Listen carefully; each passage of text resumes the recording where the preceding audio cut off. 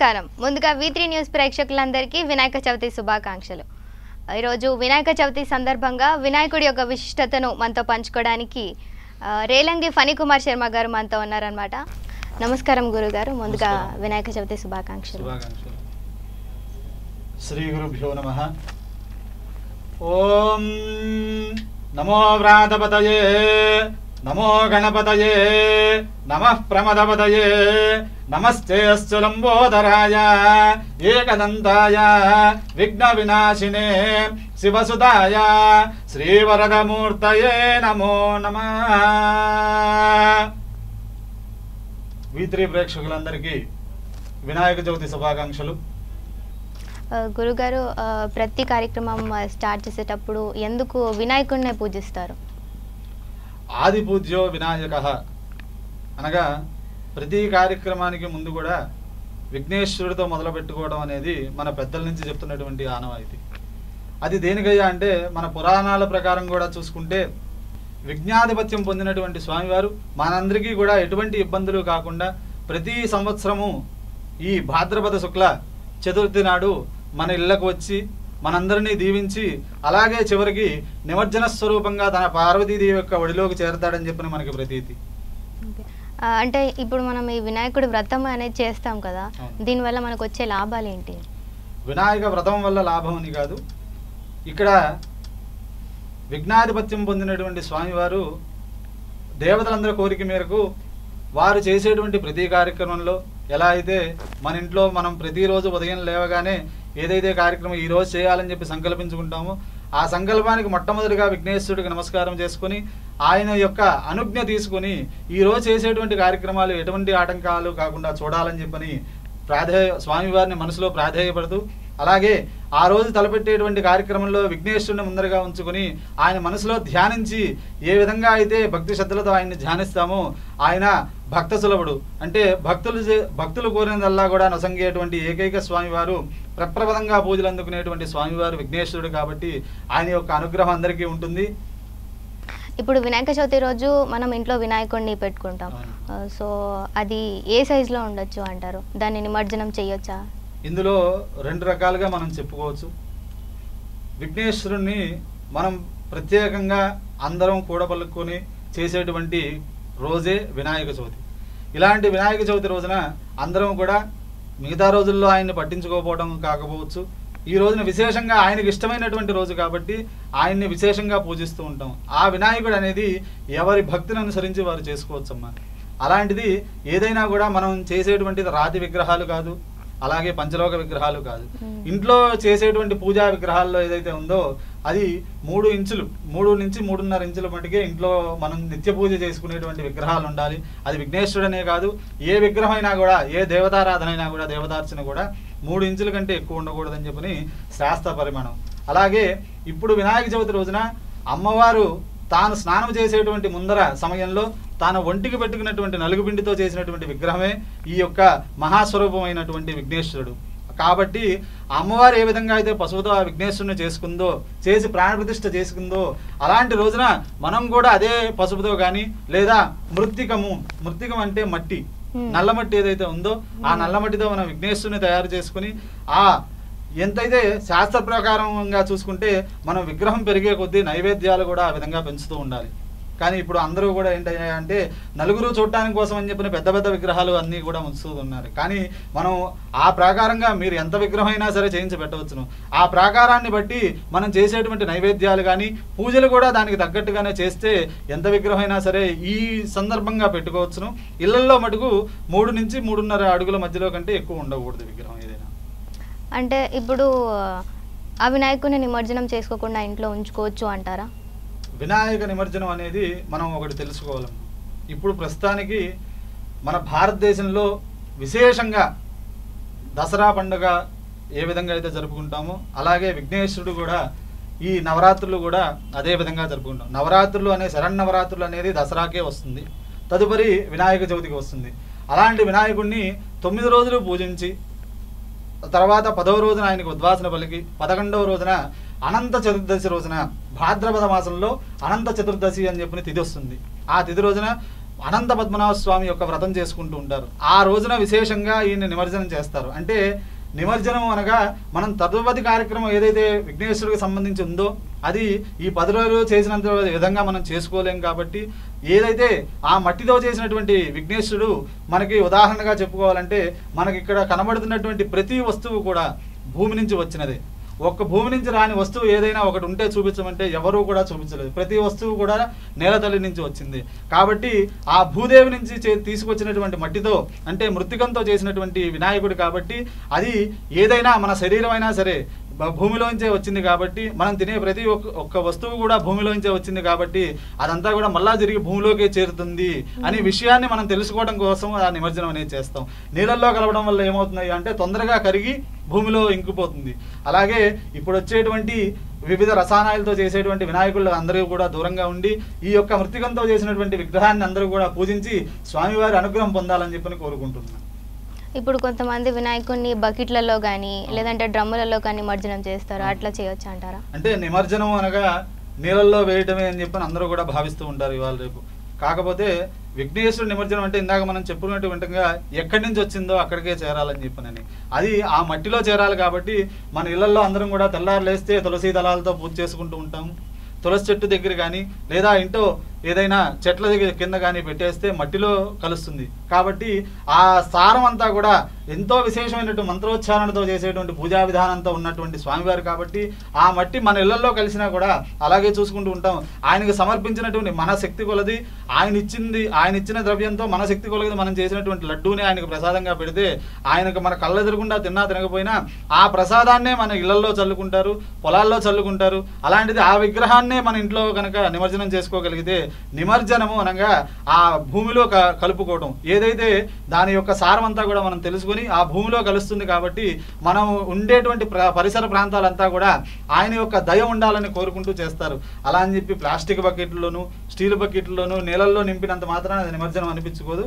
కాబట్టి మీరు ఎంత భక్తితో చేస్తే అంత ఫలితాన్ని ఆయన ఇస్తాడు. కాబట్టి ఆ విఘ్నేశ్వరుని యొక్క నిమజ్జన కార్యక్రమాన్ని కూడా భక్తి శ్రద్ధలతో చేయండి. పూజా విధాలు ఏ విధంగా అయితే చేస్తారో పూజా కార్యక్రమాలన్నీ కూడా ఏ విధంగా అయితే చేస్తారో నిమజ్జన కార్యక్రమాన్ని కూడా అంతే భక్తి శ్రద్ధలతో చివరికి ఆయన నెలలో మునిగేంత వరకు కూడా అదే భక్తితో భక్తులందరూ కూడా జనులందరూ కూడా ఉండాలని చెప్పి కోరుకుంటూ ఉన్నాం.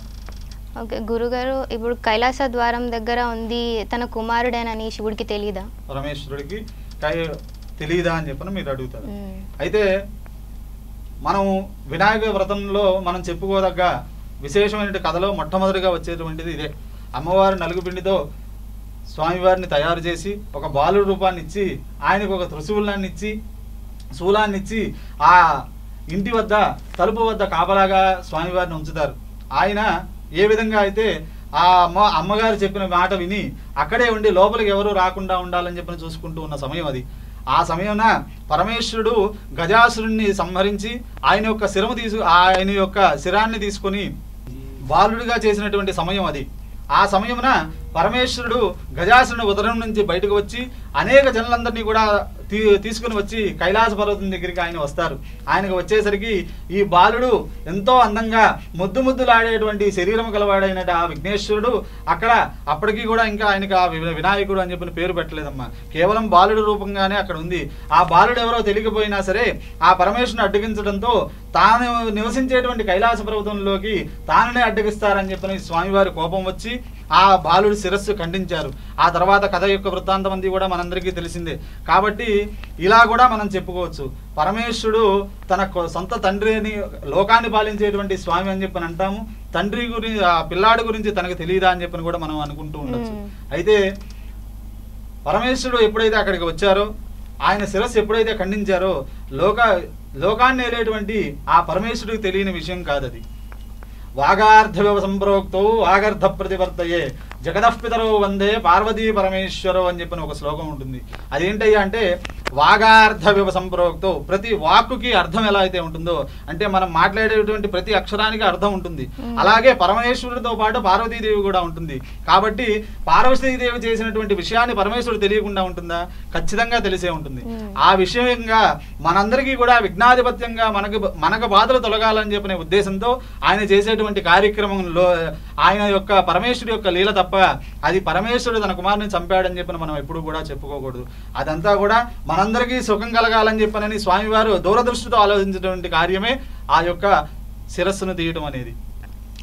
వినాయకుడు బ్రహ్మచార్య లేదంటే గృహస్థుడా? విఘ్నేశ్వరుడు బ్రహ్మచార్య గృహస్థుడా అనుకునే దానికంటే కూడా మనం వివాహానంతరం కొన్ని విఘ్నేశ్వరుడు బ్రహ్మచార్య కాదా అని చెప్పి మనం అనుకునే దానికంటే కూడా మనం ఏదైతే కార్యక్రమం తలపెట్టినా కూడా ఇప్పట్లో అంటే మనం ఎవరి వృత్తిలో వాళ్ళందరం కూడా హడావిడిగా ఉన్నాం కాబట్టి అప్పట్లో ఏ కార్యక్రమానికైనా సరే హోమ కార్యక్రమంతోనే మొదలు పెట్టేవాళ్ళు. హోమం లేనిదే ఏ కార్యక్రమం కూడా చేసేవాళ్ళు కాదు రాజులు అంతా కూడా. కాబట్టి ఆ హోమ కార్యక్రమం ఏది చేయాలన్నా, క్రతువు ఏది చేయాలన్నా కూడా భార్యతో కలిసి ఉంటే మాత్రమే ఆ కార్యక్రమాలు ఏదైనా కూడా చెల్లుతాయి. మన ఇంట్లో అటువంటి స్త్రీలందరూ కూడా నోములు చేసుకుంటూ ఉంటారు. నోములు అనేవన్నీ కూడా స్త్రీలు ఒక్కళ్ళే కూర్చొని చేసుకోవచ్చు. వ్రతం అనేది మటుకు భార్యాభర్తలు ఇద్దరూ కూడా కూర్చొని చేసుకునేటువంటిది. మనందరం కూడా అలా ఉండాలి, భార్యాభర్తలందరూ కూడా సౌఖ్యతతో ఉండాలని చెప్పని మనందరం గ్రహించడానికి అనేది ఆ వారందరి యొక్క కూడా సిద్ధి బుద్ధి సమేతుడైనటువంటి విఘ్నేశ్వరుడు మనకి దర్శనమిస్తూ ఉంటాడు. సిద్ధి బుద్ధి అనేది మనకు ఆ పేర్లలోనే తెలుస్తుంది.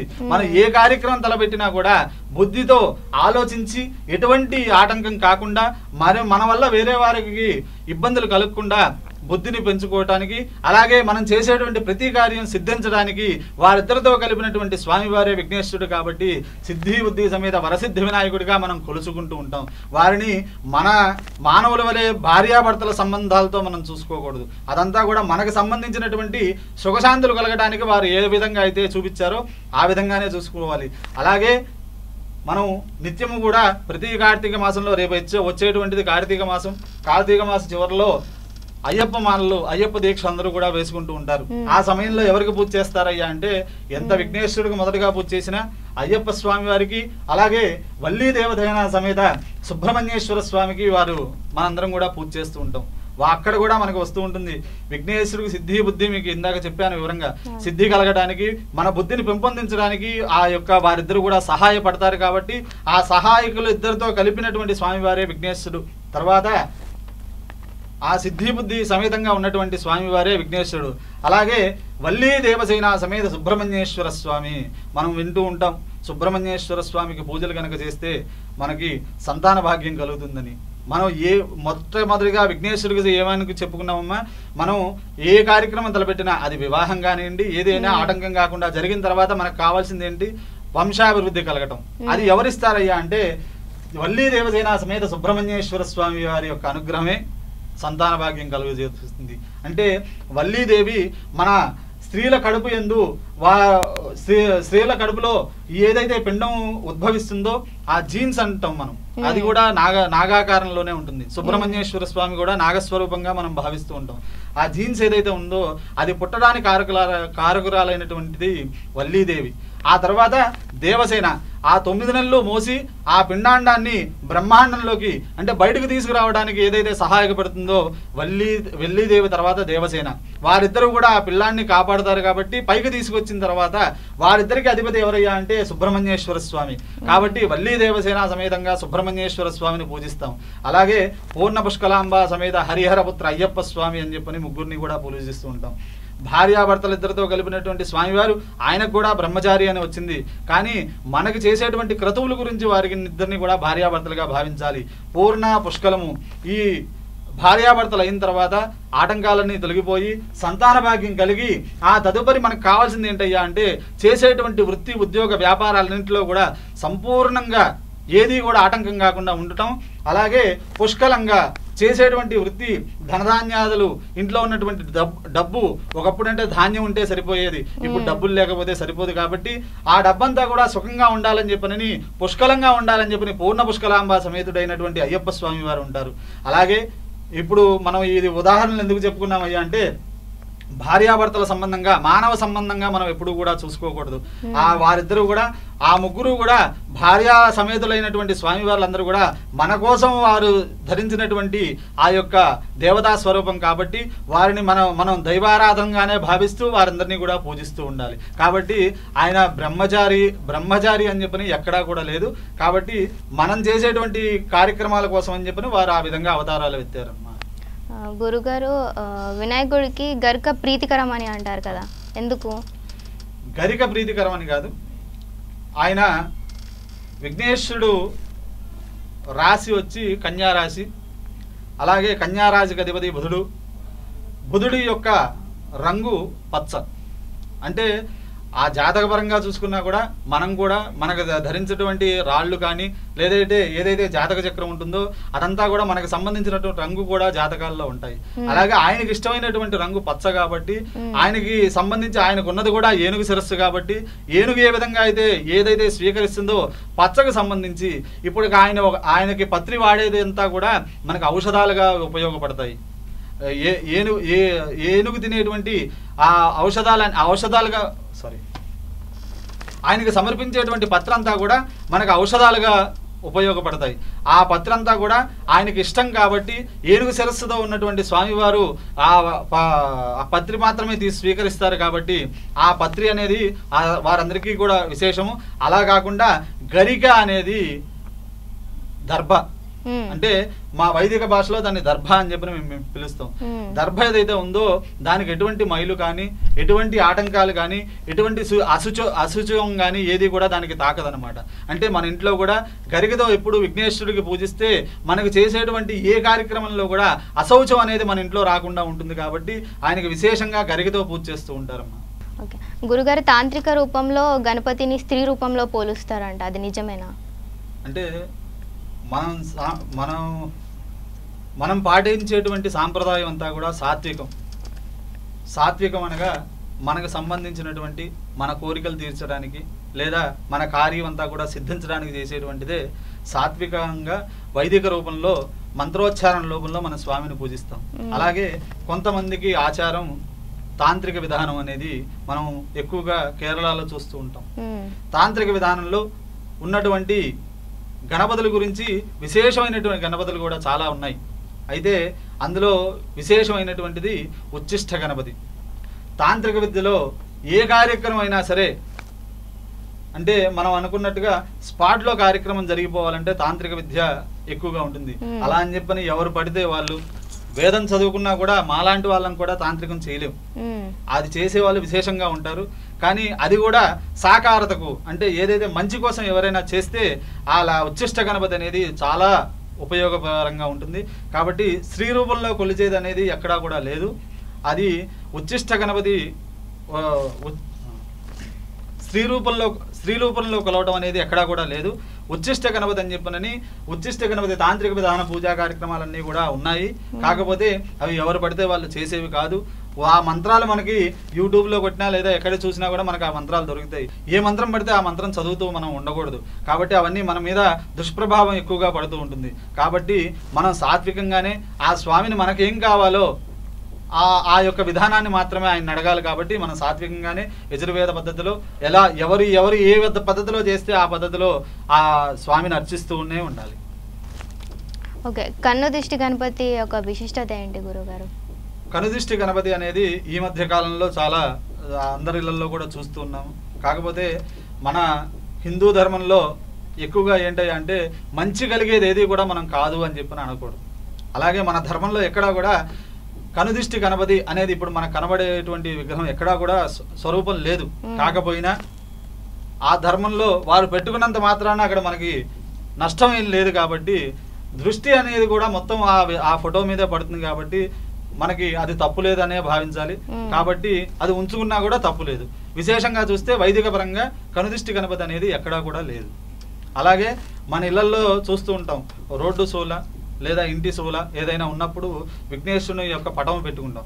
ఆ పటం దగ్గరికి మటుకు నల్లరాతితో లేదా నల్ల బొమ్మగా ఉన్నటువంటి విఘ్నేశ్వరుడు ఎవరైతే ఉన్నారో అది పెట్టుకుంటే దృష్టి అంతా కూడా దాని మీద పడుతుంది. కాబట్టి మనం అనుకుంటూ ఉంటాం, ఒక తెల్ల కాగితం మీద ఒక చుక్క నల్ల ఇంకు వేస్తే మొత్తంలో కూడా ఆ నల్ల ఇంకు మాత్రమే కనబడుతుంది, అంత పెద్ద తెల్ల కాగితం మనకు కనబడదు. కాబట్టి జనాలందరి దృష్టి కూడా దాని మీదకే పోతుంది. కాబట్టి మనకు వచ్చేటువంటి చెడు వీక్షణాలు ఏవైతే ఉన్నాయో అవన్నీ రాకుండా ఉంటాయి. పద్ధతి ఏంటి అంటే పూజా కార్యక్రమం లాంటి పద్ధతులు ఉంటాయి. అంటే భాద్రపద మాసం శుక్లపక్షంలో వచ్చేటువంటి చతుర్థి నాడు మనం ఈ విఘ్నేశ్వరుని యొక్క పూజా కార్యక్రమాలన్నీ కూడా చేసుకుంటూ ఉంటాం.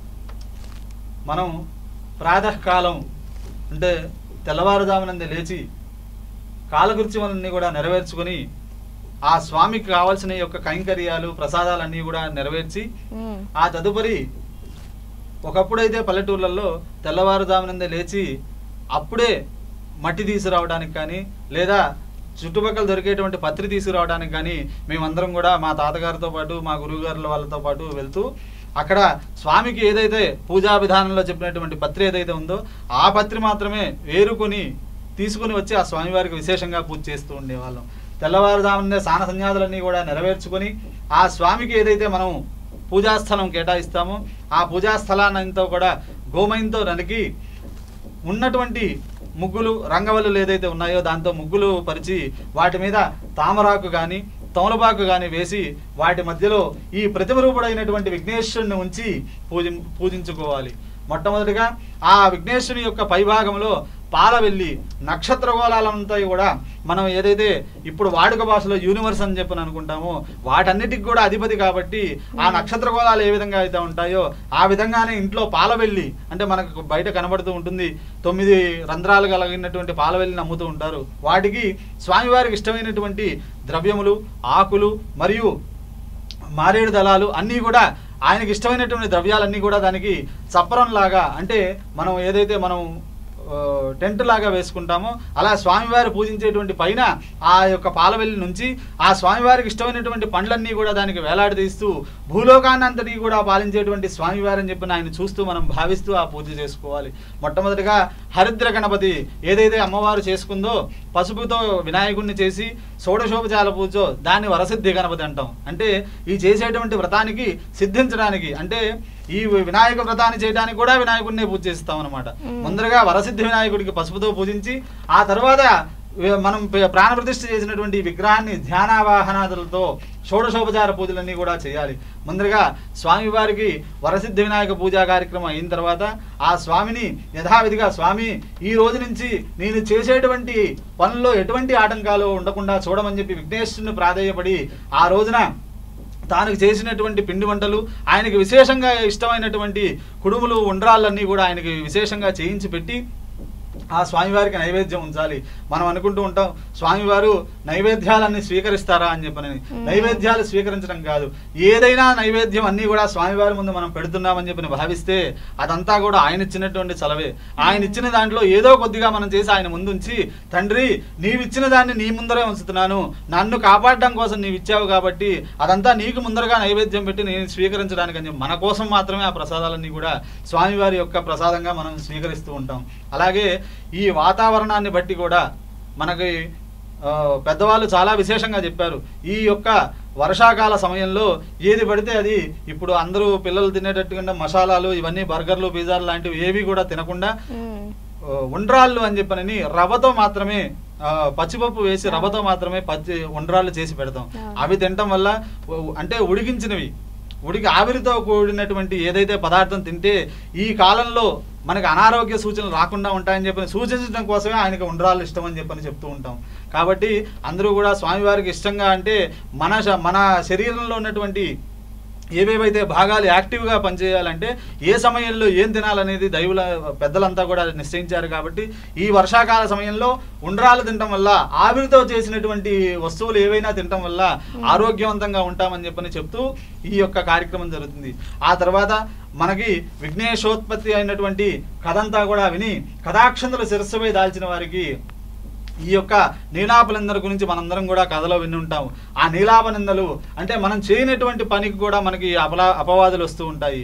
వీటి వల్ల ఈ యొక్క వ్రతం చేసుకున్నంత మాత్రాన నీలాపనిందలన్నీ కూడా తొలగిపోతాయా, ఆటంకాలన్నీ కూడా తొలగిపోతాయా, ఎటువంటి ఇబ్బందులు రావా అనుకుంటే ప్రతి ఒక్కరూ రోజు కూడా ఈ వ్రతం చేసుకుంటారు. కానీ మన పూర్వజన్మలో ఏదైతే ఈ యొక్క పాప ఫలితం ఏదైతే ఉంటుందో అదంతా కూడా మనకి ఇప్పుడు మనకి ఇబ్బందుల రూపంలో వస్తూ ఉంటాయి. ఆ ఇబ్బందులు తట్టుకోగల శక్తిని ఇచ్చేటువంటి వాడే విఘ్నేశ్వరుడు. కాబట్టి ఆ విఘ్నేశ్వరుడు ఇచ్చేటువంటి శక్తిని మనం పుంజుకొని ఆ తర్వాత ఏదొచ్చినా కూడా గట్టిగా నుంచోగలిగే శక్తిని మనకి ఇస్తారని చెప్పనని ఈ విఘ్నేశ్వరుని యొక్క పూజా వృత్తాంతమంతి కూడా చేస్తూ ఉన్నారు.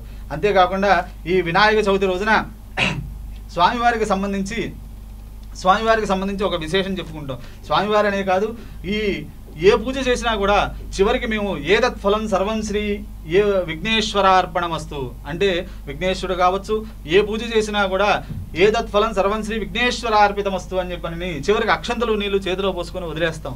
అది దేనికయ్యా అంటే ఈ రోజు ఈ వ్రతం చేస్తే ఏమైతే ఫలితం వస్తుందో ఆ ఫలితం అంతా కూడా నాకు అవసరం లేదు నాయన, అంతా కూడా నీకే ఇస్తున్నానని చెప్పి ఆ ఫలితాన్ని కూడా ఆ దేవతకే అర్పిస్తాం అన్నమాట. అది దేనికయ్యా అంటే మన తల్లిదండ్రులకి మనకు తెలుసు మన పిల్లలకి ఏ విధంగా ఇవ్వాలో అనేది. కాబట్టి అలాగే మన తల్లిదండ్రులతో సహా ప్రపంచమంతాన్ని కూడా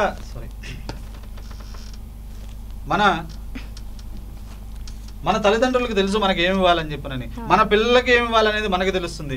కాబట్టి అలా మనందరినీ కన్న తండ్రి ఎవరైతే ఉన్నారయ్యా అంటే పార్వతీ పరమేశ్వరులతో కూడినటువంటి ఆ దేవతలందరూ కూడా. కాబట్టి ఏ సమయంలో మనకి ఏమి ఇవ్వాలనేది ఆయనకి తెలుసు. కాబట్టి నాయన నీ యొక్క ఫలితం అంతా కూడా నువ్వే ఉంచుకొని ఏ సమయానికి నేను చేసే పనికి ప్రతిదీ ఆటంకం కాకుండా ఉండి నాకంతా కూడా సక్రమంగా జరిగేటట్టుగా చూడమని చెప్పి ఆ ఫలితాన్ని కూడా స్వామివారికి అర్పించేస్తావు.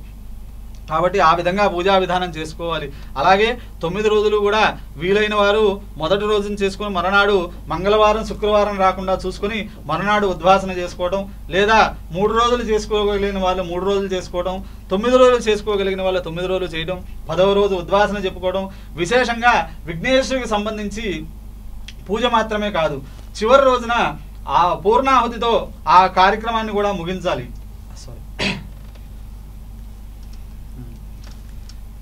విఘ్నేశ్వరుడికి సంబంధించి 9 రోజులు నవరాత్రులు పూజలు చేయటమే కాదమ్మా, ఆ 10వ రోజున పూర్ణాహుతితో ముగించాలి. అంటే స్వామికి ఇష్టమైనటువంటి ఉండ్రాళ్ళు మరియు బెల్లంతో చేసినటువంటి పిండి వంటలు మరియు చెరుకు ముక్కలు ఇవన్నీ కూడా చేసి స్వామివారికి ఆహుతులు అంటే హోమ కార్యక్రమం చేయాలి. ఆ ఆహుతులు ఇస్తే కానీ ఆయన ప్రశాంతంగా మనకి ఏదైతే నిండుగా కడుపు నిండుతుందో దేవతలకి మనం చుట్టూరా ప్రసాదాలు పెట్టి అవి మనం తినడానికి, దేవతలకు చెందే ప్రసాదం ఏంటయ్యా అంటే హోమంలో వేసిన ద్రవ్యం మాత్రమే దేవతలకు చెందుతుంది. కాబట్టి ఆ హోమం పూర్తి చేసుకుని 11వ రోజున అనంత చతుర్దశి రోజున ఆ యొక్క విగ్రహాన్ని కానీ లేదా ఇంట్లో చేసుకున్నటువంటి స్వరూపం ఏదైతే ఉందో దాన్ని నిమజ్జన కార్యక్రమం చేసి ఆ యొక్క ఫలితానందరూ కూడా ప్రజలందరూ కూడా పొందాలని చెప్పని కోరుకుంటున్నారు. అలాగే ఇవాళ రేపు మనం చూస్తూ ఉన్నాం నవరాత్రోత్సవాలు అత్యంత వైభవంగా విఘ్నేశ్వరుణ్ణి 20 అడుగుల నుంచి 30 అడుగులు 40 అడుగులు ప్రపంచంలోనే అతిపెద్దడైనటువంటి విఘ్నేశ్వరుడు మనకి ఖైరతాబాద్లో దగ్గర 60 అడుగులకు పైగా మనం విఘ్నేశ్వరుని చూస్తూ ఉంటాం. అది దేనికయ్యా అంటే పోటీతత్వం అనేది మనం భావించకూడదు. అది ఏంటయ్యా అంటే ఎవరి శక్తిని అనుసరించి వారు చేయించి పెట్టచ్చు. మనకి ఒక ఉదాహరణ ఉంటుంది, ఒక రాజు కథ చిన్నది చెప్పుకుందాం మనం.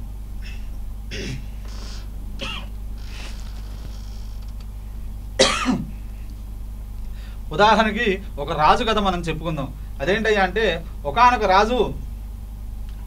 రాజు తను పడుకొని ఉండగా రాత్రి కల్లో తాను తోటకూర తాను బ్రతికున్నప్పుడు ఒక చిన్న గుడిసెలో ఒకానొక చిన్న రాజు గురించి చెప్పుకుందాం. ఒకానొక వ్యక్తి మహారాజు గారు ఒక సమయంలో నిద్రిస్తూ ఉండగా తాను పూర్వజన్మలో ఏదైతే అనుభవించాడో దాని గురించి అంతా కూడా వెలుగుగా వస్తుంది. ఏంటయ్యా అంటే తాను ఒక చిన్న పూరు గుడిసెలో ఉండేవాడు. తానుకు ఉన్నటువంటి ఆవులు అవన్నీ కూడా మేస్తూ తాను ఒక చిన్న పూరు గుడిసెలో ఉండేవారు. తానుకు ఉన్నటువంటి పశుపక్షాలన్నీ కూడా సాదుతూ ఉండేవాడు. ఆ సమయంలో తానుకు ఉన్నటువంటి స్థలంలో తోటకూర మొక్కలు పెంచి అందరికీ కూడా పంచుతూ ఉండేవాడు. తాను ఒక్కడే తినలేడు కాబట్టి తోటకూర అంతా కూడా అందరికీ పంచుతూ ఉండేవాడు. అది చూసి ఆ జన్మంతా కూడా తాను చేసేటువంటి సేద్యంలో నుంచి తోటకూర అందరికీ పంచుతూ ఉండేవాడు. ఆ యొక్క కళ గురించి ఆ రాజుగారి కళలోకి వస్తుంది. వెంటనే నిద్రలేచి తోటకూర పోయిన జన్మలో నేను పంచినందుకే నేను ఈ సంవత్సరం రాజునయ్యానని చెప్పనని ఆ రోజున తన రాజ్యంలో ఉన్నటువంటి భూభాగం అంతా కూడా తోటకూర పంచి పక్క రాజ్యాలకు కూడా తోటకూర పంచడం మొదలుపెట్టాడు. అలా తాను బ్రతికున్నంత కాలం కూడా ఆ తోటకూర పంచుతూ ఉండగా అంతమన స్వర్గలోక ప్రాప్తి పొందాడు. తర్వాత మరలా జన్మెత్తుతాడు. ఆ సమయంలో అతి హీనాతిహీనమైనటువంటి జన్మనెత్తుతాడు. అది చూసి మళ్ళా తన కళ్ళలోకి వస్తుంది. తోటకూర పంచాను, అంత చేశాను, అయినా కూడా నాకు ఎందుకు ఇటువంటి దుఃఖాలు కలిగించారని చెప్పినని భగవంతుని ప్రాధేయపడుతూ ఉంటారు. అప్పుడు భగవంతుడు ప్రత్యక్షమై ఈ విధంగా చెప్తారు కదా, ఓ నాయన, ఆ మొదటి జన్మలో నీవు ఏ విధంగా అయితే నీకున్న దాంట్లో తోటకూరని పెంచి పంచావు నాయన, నువ్వు ఇంతటి రాజు అయ్యుండి కూడా, రాజ్యంలో ఇంత భూభాగం ఉండి కూడా అదే తోటకూర పంచావు, నీకున్నదాన్ని పంచలేదు. కాబట్టి మనకు ఎంతైతే శక్తి ఉంటుందో అంతా పెట్టి చేయవలసిందే. కాబట్టి నీకు రాజ్యం ఉంది, భూభాగం ఉంది, మనమానికాలు, ఐశ్వర్యాలన్నీ కూడా ఉన్నాయి. అవన్నీ కూడా పంచి ఉంటే నీకు సకల ఐశ్వర్యాలు కలిగేవి. అప్పుడు కూడా నీ కకృతితో ఈ తోటకూరను మాత్రమే పంచావు కాబట్టి ఇటువంటి దుఃఖాలు కలిగినాయి. ఎవరి శక్తిని అనుసరించి వారు, ఎవరైనా సరే పెద్దది చేయలేదు, చిన్న పూజ చేయలేదని చెప్పి ఎవరూ భావించవచ్చు. ఎవరి శక్తి అంత ఉంటే ఆ శక్తానుసారం చేయవలసిందే. పేదవాడు చిన్న విఘ్నేశ్వరుని పెట్టుకుని చేశాడు కదా, 4 ప్రసాదాలు చేశాడు కదా అని చెప్పి పెద్ద ధనికుడు అలా ఉండకూడదు. దానికి ఉన్నంతలో 20 రకాల ప్రసాదాలు చేయవలసిందే. దానికి ఉన్నంతలో ఉన్నది ఉన్నట్టుగానే చూపించవలసిందే. ఎవరో ఏదో అనుకుంటారని కాదు, భగవంతుడు మన ఎప్పుడూ చూస్తూ ఉంటారు. కాబట్టి ఆయన యొక్క చేసేటువంటి ఏ విధానంలో అయినా కూడా తాను శక్తిని అనుసరించి వారు చేయాలని చెప్పనని ఈ విధంగా ఆ రాజుగారు కథ చెప్పారు. కాబట్టి ఎంత పెద్ద విఘ్నేశ్వరుని పెట్టుకుంటే అంత ప్రసాదాలు, అంత పూజా కార్యక్రమాలు, అంత హోమ కార్యక్రమాలు కూడా చేయాలి. హోమం లేనిదే నిమజ్జన కార్యక్రమం అనేది నిష్ఫలం. కాబట్టి పూర్ణావతితో ఆ కార్యక్రమాన్ని ముగించి భక్తులందరూ కూడా పరమేశ్వరుడు యొక్క స్వరూపమైనటువంటి విఘ్నేశ్వరుడు యొక్క అనుగ్రహం పొందుతారని చెప్పి కోరుకుంటున్నాం. గురుగారు, ఆఖరిగా ఒక ప్రశ్న, ఈ వినాయకుడి వ్రతం వల్ల మనం ఏం నేర్చుకోవచ్చు అంటారు? వినాయక వ్రతం వల్ల మనం ఇందాకటి దాకా చెప్పుకుంటూ ఉన్నాం. దాని వల్ల వచ్చేటువంటి ఫలితాలు ఏ విధంగా ఉంటాయి, మనం చేసేటువంటిది ఏ విధంగా ఉంది, అంతా కూడా మనం ఇప్పటిదాకా చెప్పుకున్నాం. చివరిగా ఒక్క మాట చెప్పుకుందాం. ఎప్పుడు కూడా దైవారాధన ఇదంతా కూడా కాకుండా అక్కడ మనకి కథ వృత్తాంతం అంతా కూడా ప్రతి పిల్లలకి చదివించండి, మీ ఇంట్లో వాళ్ళందరికీ కూడా చదివించండి. అక్కడ ఆ రాజుగారు ఏదో మన్ని తీసుకెళ్ళిపోయారు, వినాయకుడు ఇలా వచ్చారు, విఘ్నాధిపత్యం వచ్చింది అనేది ఉన్నది ఉన్నట్టుగా చెప్పమాకండి. ఆ కథ యొక్క వృత్తాంతం ఏ విధంగా ఉందయ్యా అంటే, తాను మొట్టమొదటిలో పసుపుతో చేసినటువంటి గణపతిని ప్రాణప్రతిష్ఠ చేసినటువంటి తన తల్లి మాట విన్నాడు కాబట్టి ఇన్ని వేల సంవత్సరాలైనా కూడా ఇప్పటికీ తాను పూజలు అందుకుంటున్నారు. కాబట్టి పిల్లలందరూ కానీ తల్లిదండ్రుల మాటలు వింటే ఎప్పటికైనా పదోన్నతి పొందుతారని చెప్పని తెలుసుకోవటమే ఈ యొక్క వినాయక చవితి యొక్క కథ వృత్తాంతము. గురుగారు, మీ విలువైన సమయాన్ని మాతో కేటాయించి వినాయకుడి యొక్క విశిష్టతను మాకు తెలియజేసినందుకు మీకు ధన్యవాదాలు. ధన్యవాదాలు. ఓం శన్నో మిత్రస్యం వరుణః శన్నో భవత్పర్యమాం శన్న ఇంద్రో బృహస్పతి శన్నో విష్ణురుక్రమః నమో బ్రహ్మణే నమస్తే వాయో త్వమేవ ప్రత్యక్షం బ్రహ్మాసి త్వమేవ ప్రత్యక్షం బ్రహ్మ వదిష్యామి అతం వదిష్యామి సత్యం వదిష్యామి తన్మామవదు తద్వక్తారమవదు అవదు మాం అవదు వక్తారం. ఓం శాంతి శాంతి శాంతి. హరి ఓం తత్సతు. చూశారు కదా, వినాయక చవితి సందర్భంగా రేలంగి ఫణికుమార్ శర్మ గారు మనతో పంచుకున్న విషయాలు. మరో కార్యక్రమంతో మళ్ళీ కలుద్దాం. చూస్తూనే ఉండండి V3 న్యూస్. లక్ష్యం సమాజహితం.